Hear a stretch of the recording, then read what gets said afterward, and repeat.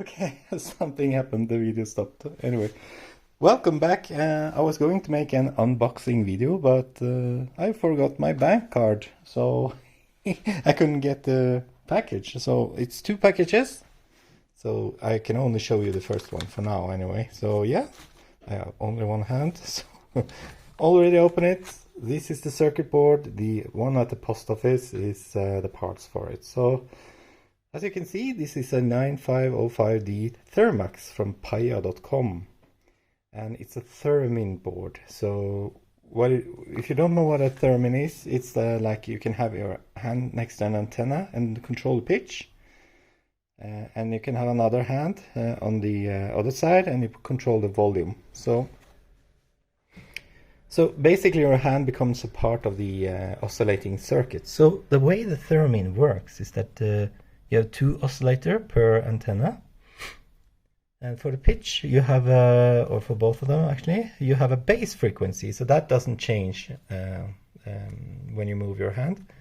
Then you have a second oscillator which is controlled by your hand, and then this is a RF transformer anyway, so it's tuned to like 780 kilohertz or something, and you put your hand into next to the antenna, and you will add capacitance to that circuit. So it's an LC tank circuit kind of thing.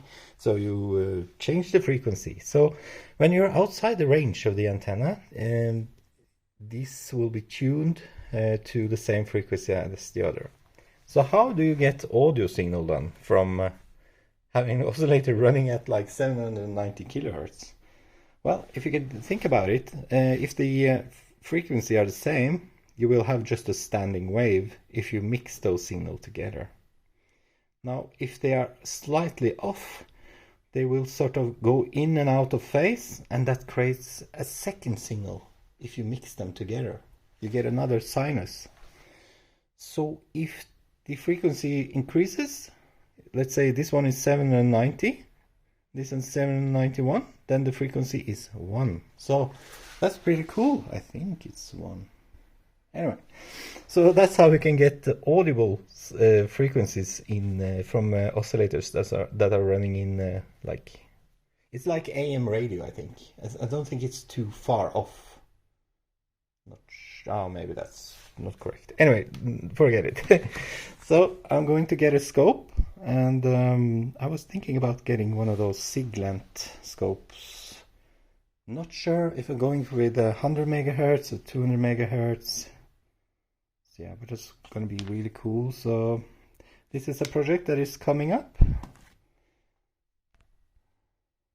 Also, just quickly, another video that probably coming up later this year maybe is me fixing this old piano from 1971, which I have inherited. So, and I had it when I was a child, and I was playing on it as a child also, or a youth. But I want to learn now that I'm grown up. It's a really old serial number. It's from 1971 actually. Oh, come on camera, you can do this. Yeah, anyway, I think the sun went down, so anyway, so it's a 1,193,000 something. So yeah, so there was like a note that was missing here. Let's see if I can just turn on the yeah, I have lights on this camera. Yeah, so one of these were hanging. They are not hanging anymore after I start playing it.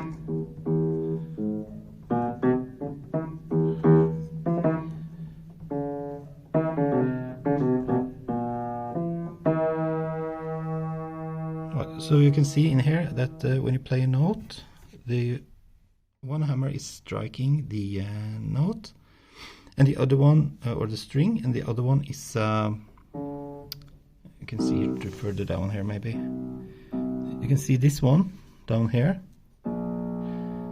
That's the sustain. So if you hold the key, you can still hear the note. And then it dampens. And then you have a pedal. You can wasn't going to talk about pianos, but if I hit the pedal, you can see all of them are lifting, and you can see it's, oh, this needs, I think it's supposed to go further out, so if I play like, and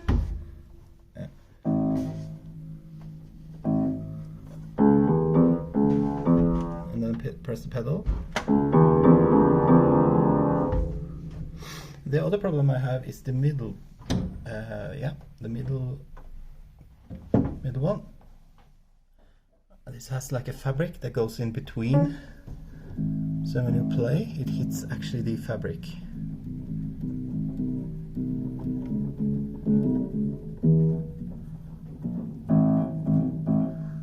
Yeah, I was going to talk about that, but that's basically what I was going to show you. Actually, just an unboxing video. We are doing lots of stuff at the apartment.